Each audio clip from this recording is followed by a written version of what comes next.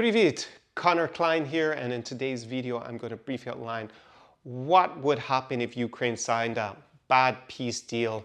A few days ago I reacted to the contours of a possible Trump administration peace plan for Ukraine. In short, that involved freezing the lines of contact in the Russo-Ukrainian war. That would mean that 20% of Ukraine's sovereign territory would be under Russian occupation, and a tiny bit of Russian territory will be under Ukrainian occupation in the Kursk Oblast. In theory, they're going to have a demilitarized zone in between the two forces, policed by Europeans. I'm not really sure how that would work. Probably Russia, unless Russia is facing imminent economic or military collapse, is not going to agree to having a realistic, strong European military presence, so presumably NATO soldiers, countries from NATO nations like France or Poland or the UK or Germany in large numbers on the border, because that actually could be a deterrent from a future invasion. So I don't really see that happening. We'll probably have some sort of very wishy-washy peacekeeping force that would not act as a real deterrence between the two sides. On top of it, Ukraine would not be allowed to join NATO for 20 years. That was what was cited in the proposed peace plan. Ukraine would be provided with support by the United States, but realistically, this would be a bad peace deal in the sense that there's no long-term security guarantees for Ukraine, and Russia is effectively rewarded for its aggression. It would be allowed to take a pause, reform its military, invest even heavier in the long term in terms of learning the lessons from this second invasion, the extended invasion that started in 2022, which has basically been a train wreck for Russia.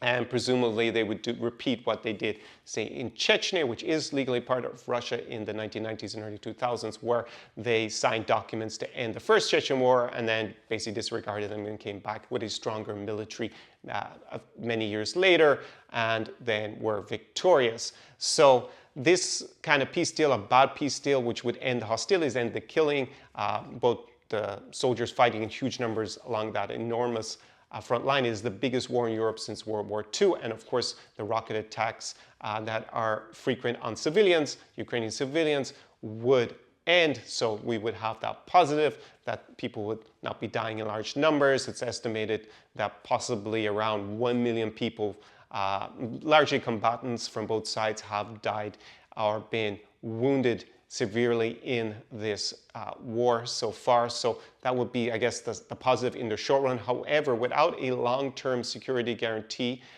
for Ukraine, that would mean that a new Russian invasion or Russia achieving political control over Ukraine in the medium to long term would be extremely high. We would look at maybe having peace or cessation of hostilities from maybe up to 5 years, maybe a bit longer than that, but probably not much longer in that case, judging by history. Russia signed many agreements with Ukraine, both before Vladimir Putin became president and after Vladimir Putin became president, where they respected Ukrainian sovereignty and the borders, and we obviously have the infamous Budapest Memorandum from 1994, which is pre-Putin, where Ukraine agreed to give up its nuclear arsenal in return for additional security guarantees by Russia and from the United States and the United Kingdom. And basically, those documents are not worth the paper they were written on. Vladimir Putin just ignored all those commitments. So there's no reason to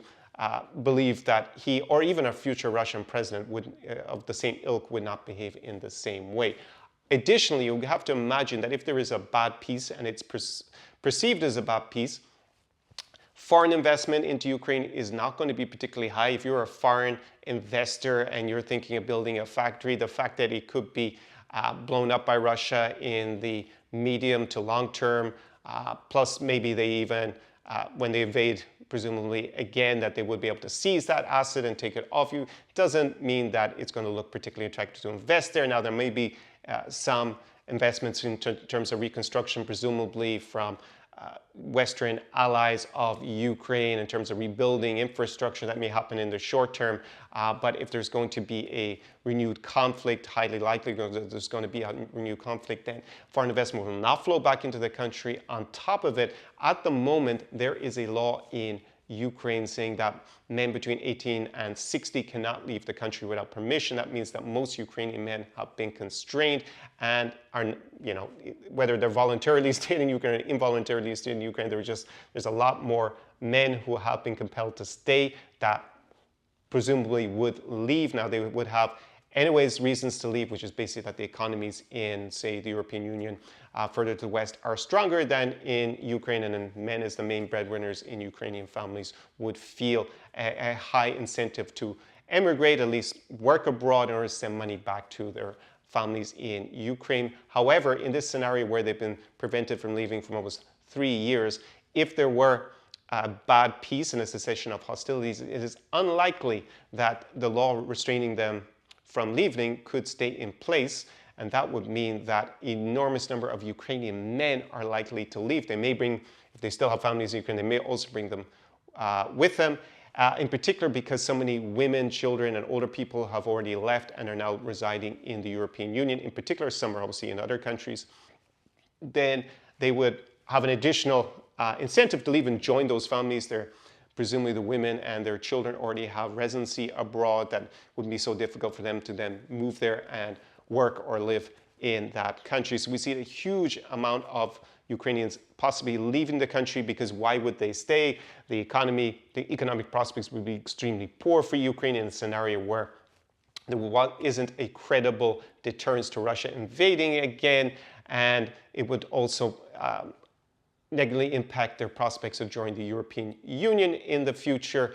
Political reform would be also under pressure. The reform of corruption, anti-corruption practices would also be under pressure. It would be harder to reform the country without that very clear path towards the European Union, protected by a strong deterrent to Russia with some sort of security guarantee like NATO membership, which wouldn't be part of this proposed peace plan. So they wouldn't have that many incentives to stay. It would look better to leave for a lot of Ukrainian men. That would be massive depopulation of the country, would weaken Ukraine. On top of, you've got to imagine if you're a man, and Ukraine has already introduced a certain amount of mobilization into the military for men between, I think it's now at 25, it was 27, so 25 and above, that if you are a Ukrainian man, you also have to consider the fact that you may be mobilized into the military in a future conflict or be in anticipation of a future conflict. And again, that is maybe something that you're not prepared to do, and that would give you another incentive